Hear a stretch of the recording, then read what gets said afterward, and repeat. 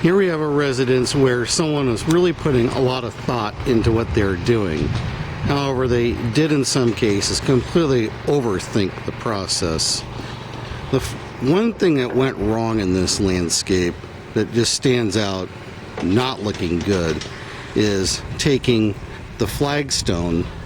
This looks like Three Rivers purple flagstone and a mixture of Sydney Peak flagstone, and using it as a border material for the river rock. The river rock itself is the border material. If you're going to make a border between the river rock and the crushed stone, use the larger stones. Where they got this right is, in this case, this small stone is set about a quarter at least into the soil, below grade, so it comes off looking a lot more natural. Back here you see they just set some on top underneath the palm tree. Does not look like anything other than someone just dropped a rock there. It's also completely contrasting and different material. Would have been nice to stay with a granite that is more similar to the crushed limestone that's used here, like this little granite rock on the left, as opposed to the dark gray. Here you have a whole mixture of color tones of river rock. That works well. And whoever planted the palm tree did some forethought and had it properly spaced out from the wall and from the house so that the trunk of the tree and the developing fronds in a few years won't grow into the side of the house. It's going to be a little tight, but it's still going to look real good and not be a structural problem. It would have been really nice if they'd have left the flagstone off the sides here and just made a better transition using small rocks and maybe a boulder without putting in the Sydney Peak here. The Sydney Peak is the flagstone you see. Very beautiful flagstone, but not working in this case. And they got a little blue fescue in there. Would have been nice to put a few more blue fescue in. Hopefully there's a drip line there to give it some water. I don't know about the bridge. Those are things, if you like them, you like them. I'm really definitely not understanding the bridge with two rose bushes on each side of it. What are you supposed to do? Rip your crotch out when you cross the bridge? You know, it just doesn't.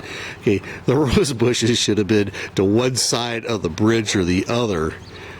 Maybe instead of rose bushes right there, a few different perennial grasses would have been really good. Here, the flagstone actually seems to work real well in balancing out all the crushed gravel, except for the fact that the stones, again, are just sat on top of the gravel. Remember, your stones, your rocks, should be below grade. But the flagstone placed in here does add more of an accent and looks a lot less, well, looks just less formal, more design, better design element than putting it as a solid border. And I really like what they did over here on the other side. A nice gnarled up, maybe manzanita trunk, who knows, a root mass of some tree that would be typical to a dry, arid environment. This comes off looking real well. And at least their river stones here are closer to being even with the grade than just sitting on top of the grade. There are some plant failures here, though.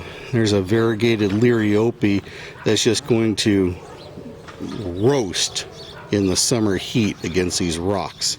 The reflected heat on these rocks is probably going to be above 120 degrees, and that liriope is going to take a complete pounding. The perennials that are back here are fine because these perennials are going to fade as we transition from spring to summer. So lilies that are popping up there are great. They're going to be nothing more than dormant bulbs until next winter in another month. And this little grass here, this would have been really nice to see about 10 more of these into the landscape. would have been much more attractive. Of course, it can be added later if there is a drip line running through here. So that's the basics of what went right and wrong with this residential installation.